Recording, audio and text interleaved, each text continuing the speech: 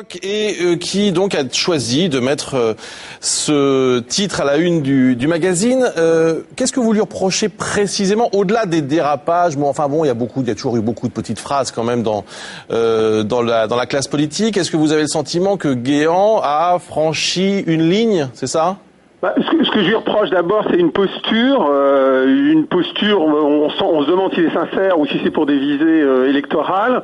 Il y a l'envie de récupérer les déçus de 2007, à qui on avait promis de remettre en marche l'ascenseur social, à qui on avait dit qu'ils allaient gagner plus, à qui on avait dit qu'on allait leur redonner du travail. Donc, pour récupérer tous ces gens-là, on essaye de mettre ça sur le dos des émigrés, des musulmans, et je trouve que ça donne une image déplorable de notre pays. On a l'impression on n'a pas l'impression, on est frileux, craintif, casanier, on a peur du futur.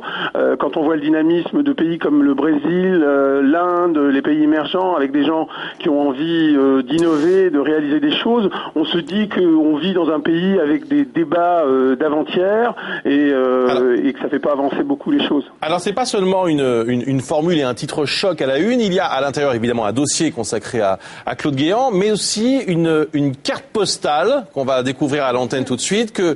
Donc merci de virer Guéant, ça c'est le verso, ou le recto plutôt, et au verso donc c'est carrément une lettre qu'on peut adresser au président de la République. Donc il y a quand même une volonté assez forte. Enfin là vous voulez quand même marquer le coup quand même.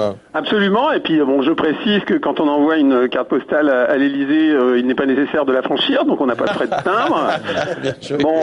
Cela dit, on s'amuse un peu aussi, puisque on dit, on vous propose de cocher 3 cases. La première, sauver l'honneur de la République. 2, combattre la discrimination. Et puis surtout, redonner du travail à Brice-Hortefeux. Mais justement, c'est très bien.